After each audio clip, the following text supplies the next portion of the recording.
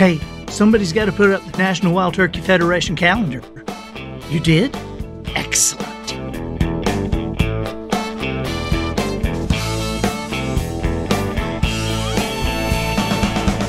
Good morning, afternoon, or evening. You are listening to the Professional Noticer. Barney, you wouldn't know something about this, would you? Well, maybe I would, and then again, maybe I wouldn't. Using common sense and wisdom, creating measurable results for people like you and families like yours. No longer a member of the amateur ranks, I am the Professional Noticer. I'm not crazy. My mother had me tested. Hello, everyone. I'm Andy Andrews. Hey, thank you for making me a part of your week. We're going to be talking about the things you care about most. And of course, we'll field questions about business, spiritual issues, popular culture, and why the Chinese wait a whole nother month to join us for the new year. My purpose here today, and with every show we do, is to play the part of a best friend or coach. I want to help you live the life you would live if all your toughest questions were answered. The Professional Noticer is sponsored this week by GrowingDeer.com. If you already watch Growing Deer episodes or regularly visit the GrowingDeer.com website, you already know why I am a fan. You know, my boys are fascinated by every episode, by every article, but they love everything in the outdoors. On the other hand, you know, Polly, my wife, she loves the show too. And Polly loves all things indoors. So how could that be that my whole family, so different, everybody likes the show and likes the site? Probably because GrowingDeer.com is really about so much more than deer. Now, Dr. Grant Woods is a wildlife biologist. He hosts every week's program, and the subjects range from scientific tips and explanations about providing the right stuff for deer to reach their potential, or how, and I love these, how you can take care of that coyote that's trying to make a meal out of those beautiful little fawns.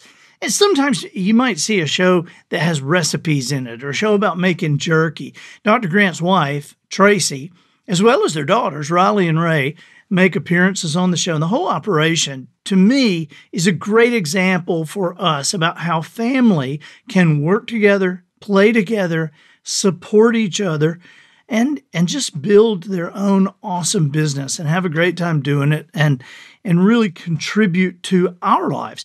And so I really do recommend that whether you're an outdoor person or not, certainly you know an outdoor person, okay? So turn them on to growingdeer.com and go check it out too. I want you to, okay? Dr. Grant ends each episode with this. And so let me end with this. He says, so get outdoors and enjoy creation this week. Take some time to reflect and listen for what the Creator is saying to you. That's growingdeer.com. Okay. Observations and answers. That's what we do here. I deliver the observations and you provide the questions. So always remember the quality of your answers can only be determined by the quality of your questions. Now, before we get to an actual question, can I say something to you? I would just like to say, Happy New Year. Happy New Year. I already know what you're thinking today because you're thinking the same thing I'm thinking. You're thinking what we always think.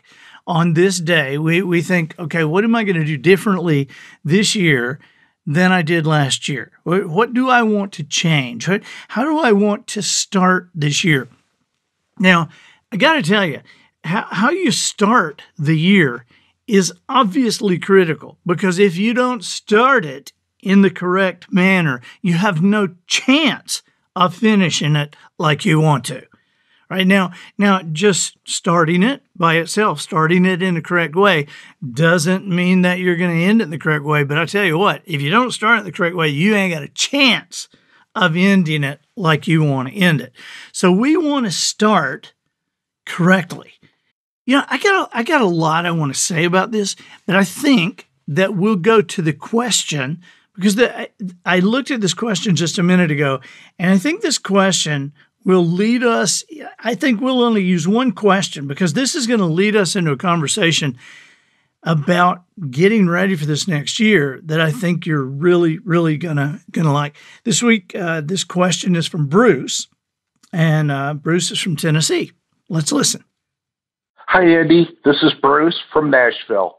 I'm reviewing my results from 2019 and starting to make my goals and plans. In the past, I've made annual goals, but have found that so many things change in my life and my business that when I look back, those goals become irrelevant. I ended up making quarterly goals, and those seem more relevant. Also, I adjusted my goals to be more activity-based than results-based. Is that the right approach, and what are your suggestions for planning and goal setting to help me have the best year ever in 2019?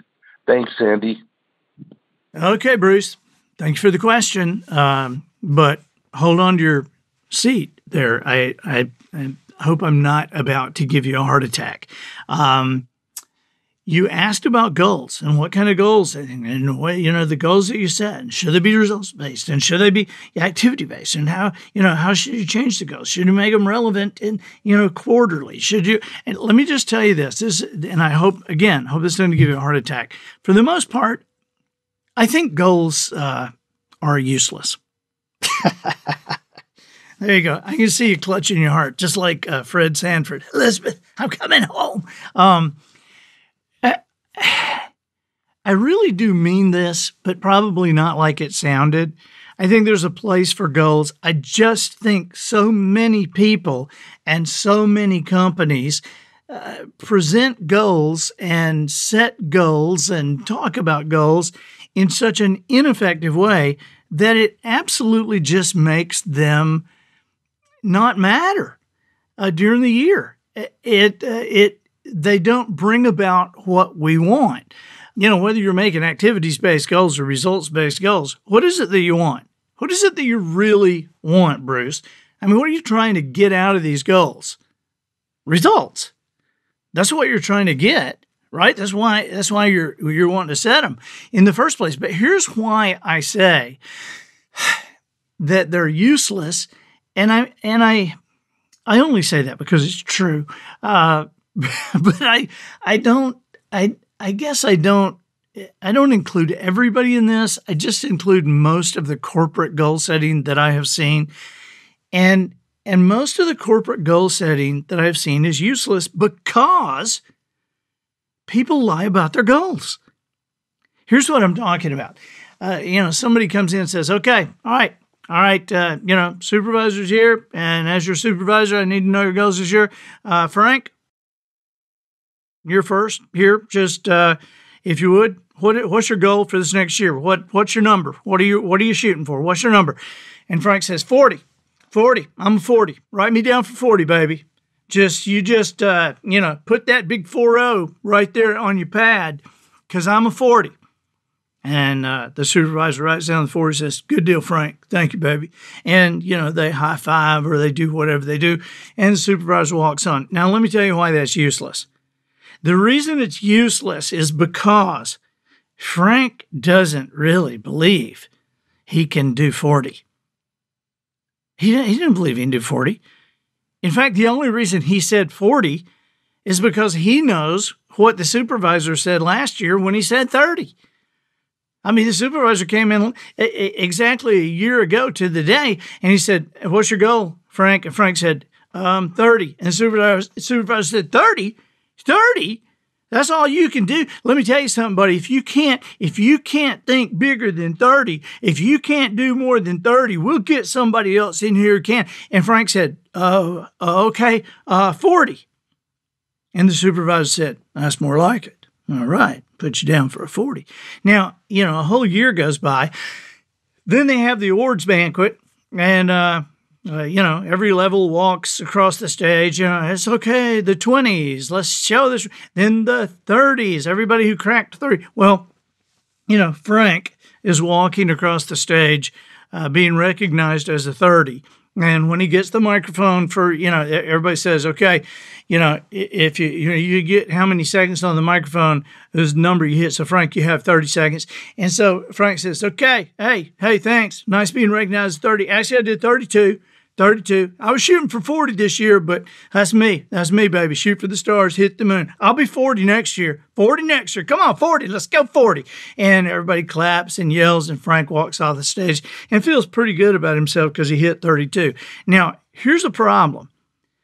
The problem is that the corporation is in a quiet shambles because they can't figure out, and the shareholders are upset because nobody can figure out why they can't hit their forecast. Well, I mean, isn't it obvious why they can't hit their forecast? Because Frank lied to the supervisor, and so did everybody else in there. And the supervisor took those numbers and passed them up to his boss, and that boss passed them up to the big boss, and then that big boss passed it into the, to the corporate leadership, that's living in Manhattan or wherever. And man, they're not anywhere close to these numbers because all the way up, everybody is passing along, a fairy tale. You see, there's an issue about goals, Bruce, that we all need to be aware of, and that is that you can't possibly perform to a level that you do not truly believe. Whatever it is that you believe controls your behavior, it controls your performance. And if you truly don't believe that you can hit 40, if you don't truly believe that you can lift 200 pounds in 6 months in the gym, if you don't truly believe that you can run a 7-minute mile or, whatever it is, if you don't believe it, and I know believe and achieve rhyme, and this sounds like just like a cutie pie motivational speaker thing to say, and maybe I ought to figure a better way to say it, because just because I say, if you can't believe it, you will not achieve it. I don't want you to just hear that little rhyme and go, oh, that's really cute. So let me figure out another way to say it so that it will dig in.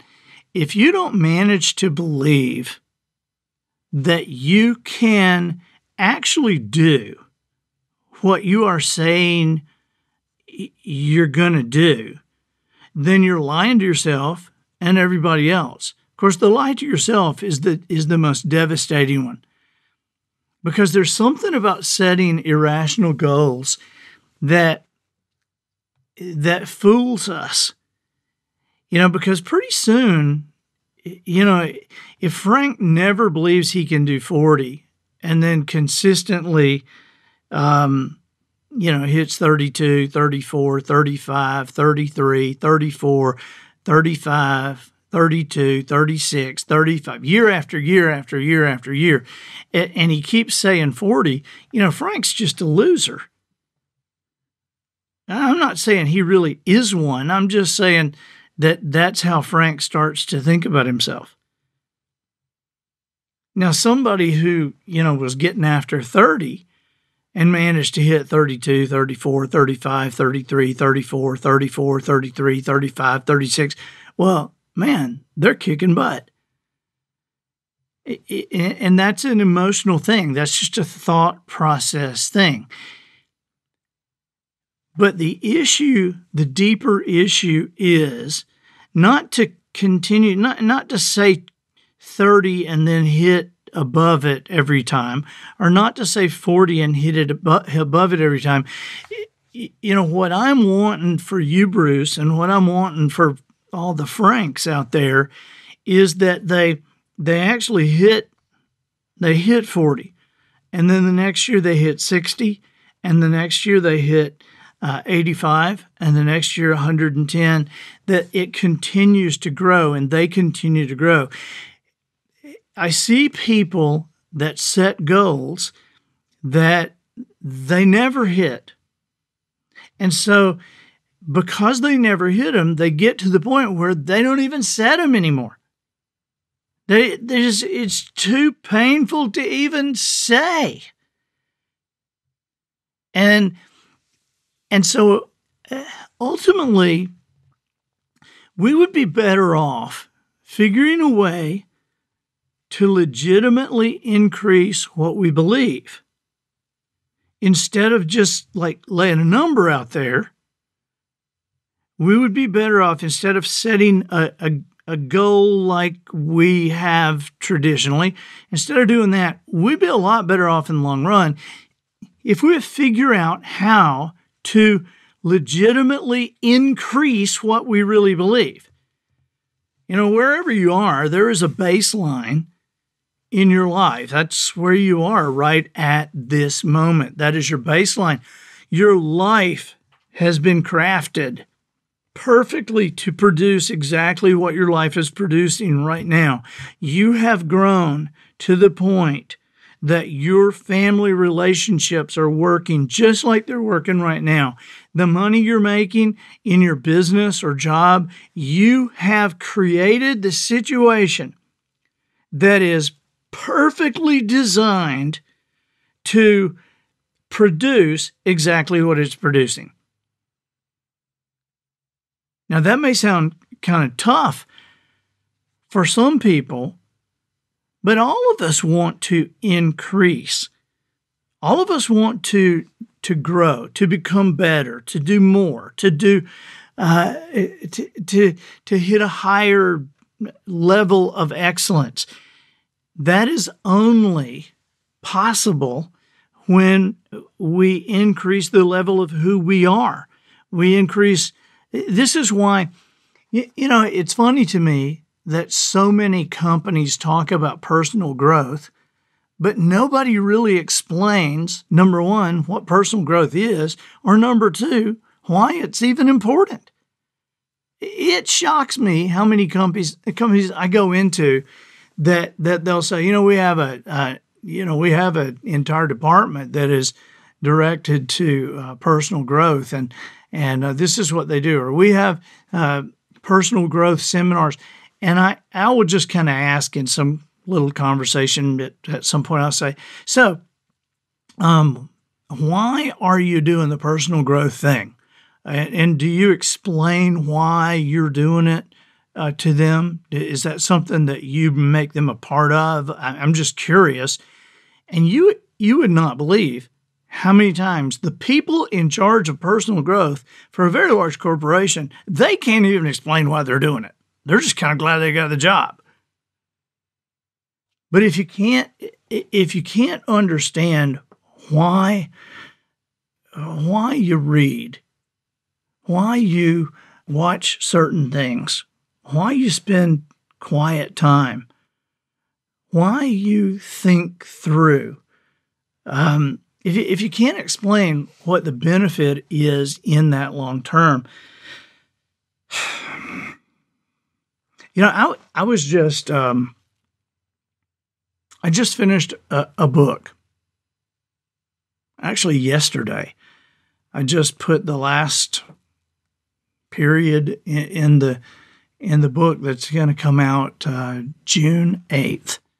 It might actually already be on Amazon as a pre-order. It's called The Bottom of the Pool.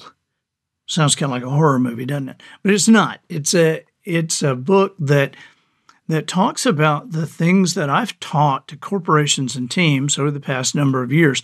And some of those things will be new to the reader. Now, I'm not saying that I'm rehashing material. I'm not. Everything in there is new content. But there are some things that are so groundbreaking and so effective that, believe it or not, I've had 3 different companies over the past number of years, 3 different companies that actually contracted me not to reveal that information to anybody else in their industry. And so all those contracts have run their course, and I wanted to put that information in everybody's hands. Well, I just finished it. I mean, I just put the final period in the last chapter last night. And one of the things that as I was doing it, one of the things, you know, when I write, there are these things that like come to me, and I don't know, you know, I don't know how sometimes to think to this. It just like comes in my mind. But I realized, and I've learned to be as honest as I know how to be to readers and to you guys on this Professional Noticer podcast. So one of the things I said in there is that books of this type, and I said this in the last chapter, I said books of this type used to drive me absolutely nuts because people would come up to me in my earlier years and they would say, "Oh, you got to read this. This will change your life." Or they'll say, "You read this book. This book is going to change everything in your life." And, I read a few of them. I actually read a few of them. And I can honestly say not a single one ever changed my life. And as I'm writing this last night, I wrote, come to think of it, I hope nobody told you that about this book, that it will change your life, because it won't. No book changes anybody's life. Now, Bruce, I'm getting real close here on this results or activity goal setting here. So just kind of pay attention to this part. No book ever changed anybody's life. An excellent book is like an excellent hammer. A book never changed anybody's life, just like a hammer never built a house. Now, if somebody doesn't, it takes a person to build a house, but if they don't learn how to use the hammer, they never built a house either. But a book is a tool. And so to read, to learn, to grow, to apply what you're reading, to apply what you're learning, to grow, to become, this is what you want to do during the year. Now, I want to lay something on you here about, and you're going to set whatever goals you set, but this is the beginning of the year. Happy New Year. And I want to say to you that the most important thing that you could do right now before you set your goals, as you set your goals, is to consistently remind yourself what is in your chest. Not just a heart, but a decided heart. You have a decided heart. Trust me, more people have failed at what they do because of an undecided heart than for any other reason. More marriages have failed, more businesses have failed. It's just shocking how many organizations have failed, how many job situations have failed because of an undecided heart than for any other reason. And you know what an undecided heart is, right? An undecided heart is where somebody, they're thinking, should I set this goal? Should I make this decision? Should I take this job? Should I marry this man? Should I do whatever? And they think about it and they talk about it and they analyze it and they talk to their friends about it. Then they'll make a decision or they'll set a goal and then they start thinking about it again. Should I have done that? I don't know if I should have done that. And then they'll talk to their friends about it and then they'll take it back. And then when they take it back, they start talking about whether they should have took it back or whether they should have stayed with it in the first place, or, and should they have taken it back. And they'll talk to their friends, and then they'll talk to their family. Then they'll talk to their family about what their friends said. And his life just becomes this ongoing state of analysis. And analysis, because of our technological boon in the past number of years, analysis has become its own industry. And so I want you to be very conscious, to be very careful about analysis and understanding the purpose of analysis. The purpose of analysis, I'm not saying don't analyze, okay, but the purpose of analysis is to come to a conclusion. That's the purpose of it. The purpose of it is not to continue to analyze for the rest of your life. But boy, I'll tell you, that's what it seems like happens like. And if you ever hire an analyst or a consultant, you make sure that you put a date on it. Okay, you put an end date on it. You build some boundaries there, because you got to understand, they're getting paid to analyze. And baby, they will analyze as long as you will let them analyze. But the purpose of analysis is to come to a conclusion. And so as you analyze, as you come to a conclusion, as you have your decided heart, be aware that there will be detours, there will be roadblocks, there will be traffic stoppages, there will be canceled flights. I mean, you're going to be amazed at all the things that are going to happen along the way that are going to tempt you to think, wow, I shouldn't have done this. Oh gosh, I made a bad decision. Well, I just didn't get enough analysis. That's not true. Okay, it's just not true. You don't think that way. You continue with your decided heart, because you got to understand detours, bumps in the road, pain, it's just life. Okay, you were not created with the ability to gather enough information to make perfect decisions every time. You just weren't created that way. Okay, but I tell you what, you were created with the ability to gather enough information to make a decision and then go about making that decision work. A decided heart. King Solomon wrote a long time ago, stop listening to teaching that contradicts what you already know is right. Boy, he said something huge there. Did you catch that? Think about how many people allow other people to get in there and mess up what they had considered their own decided heart, but then they start listening to other people and listen to other people. I mean, King Solomon said this thousands of years ago. Stop listening to teaching that contradicts what you already know is right. You have a decided heart. Move on down the road. Listen, wherever you are right now, you might be in your car listening to this. You might be somewhere and you're about to go somewhere else, but whatever's happening, you are not going to get into your car and let's say that you're listening to this at the beach or in a cabin or on the freeway, or let's say you're listening to this away from home and you're headed home.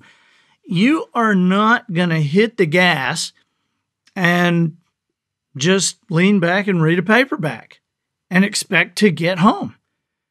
You're going to know that you're going to have to turn right sometimes. You're going to have to turn left sometimes. You're going to have to slow down. You're going to have to speed up. You're going to have to veer around something. And let me tell you what else you're not going to do. You are not going to hit a roadblock on the way home or run into a detour or run into a traffic jam. You're not going to do that and say, well, I didn't know it was going to be like this. Well, I didn't know it was going to take this much time. Well, I didn't know that I wouldn't be able to go straight home. Nobody told me it'd be like that. I'm just not going home. I'll never go home again. I didn't know it'd be like this. I'm just not going to do this anymore. I'm never going home again. I mean, I know that sounds silly, but that's kind of the point. It does sound silly because that's what we do with our lives. That's what we do with our relationships. Well, nobody told me it'd be like this. That's what we do with our careers. I mean, God puts this awesome dream in your life, and then the first roadblock, well, I didn't know it'd be like this. Well, what'd you think it would be like? Did you think it was just going to be smooth sailing for the rest of your life? Look, it takes muscle to scale a mountain. And you're not just going to walk out there and do it in one day. It takes time. It takes planning. It takes probably some heartache. It takes energy. I love what Zig Ziglar once said about Sir Edmund Hillary when he finally, when he and Tenzing Norgay actually summited Mount Everest, and they asked him, they said, "How did you do it?" You know, Zig said, well, he didn't say, well, it's just out walking around. That isn't what happened. There was a lot that went into it. There was a lot of heartache. There was a lot of tough stuff that went into that success. Well, there's a lot of things that are going to go into your success too. this year. I hope you have some adversity. I mean, I hope you don't have horrible adversity, but I hope you have some. Because adversity is preparation for greatness. Adversity builds muscle. I always think back about when Moses, he was telling the Israelis, "Is okay, I'm gonna get you out of here. We're going to go talk to Pharaoh." And he goes and talks to Pharaoh and says, "Let these people go." And Pharaoh says, "No, I'm not going to let them go. What are you talking about?" And then he says, "Okay, they're wanting to leave. I want you to make them work harder." And so then, Moses goes back a couple of days later. I hadn't got the story exactly right, I know. But he goes back a couple of days later and says, "Let these people go." And Pharaoh says, "We're not letting them go." And then he doubles what they have to do. I mean, every time Moses goes back, they have to work harder and they have to work longer. I mean, can't you imagine these people saying to Moses, "Hey, just shut up. Just don't say anything. God, you're killing us here. I mean, holy moly, you're just killing us. Every time you talk to him, the guy's making us work harder." Yeah, that was really a lot of adversity put upon the children of Israel. Extra work. But in a way, it was kind of like a national physical fitness program. Okay, because they had to walk out of there. They had to get out of there. And they had to be strong enough to carry the wealth of Egypt. Because not only did they leave, they carried all the gold and the silver and the jewelry. And I mean, man, by the time Pharaoh let them go, he said, "Not only leave, but take this stuff." And it was like a national physical fitness program. They didn't like it as it was going on. You ever had a goal to get in shape? Did you like the process? No. You were after the results. Okay? A decided heart.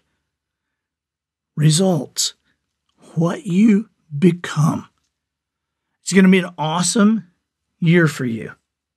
An awesome year. And I think that'll do it for the first week of the year. Matthew, get us out of here.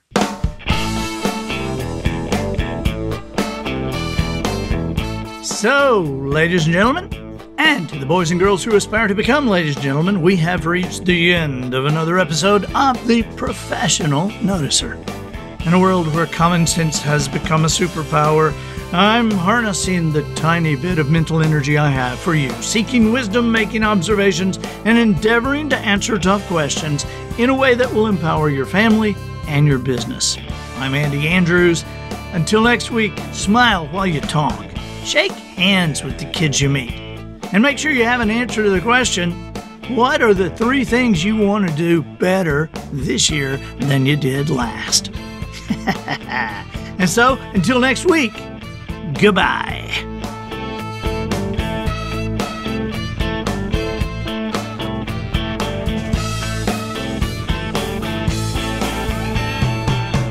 This episode of The Professional Noticer was produced by Matt Lindert. The Noticer theme written and performed by Sugarcane Jane.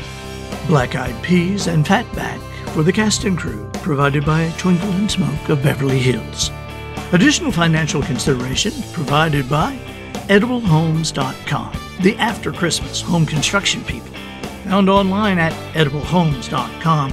These are the folks you see hard at work in January, building nutritious but beautiful shelters for charity, and doing it with the brick hard holiday bread you donated after Christmas. Thanks to those of you who have already given your old fruitcakes, stolen ginger eggnog loaves, and stale cookies. Your contribution is certain to bring warm nights to those who have always dreamed of living in an edible gingerbread-style home.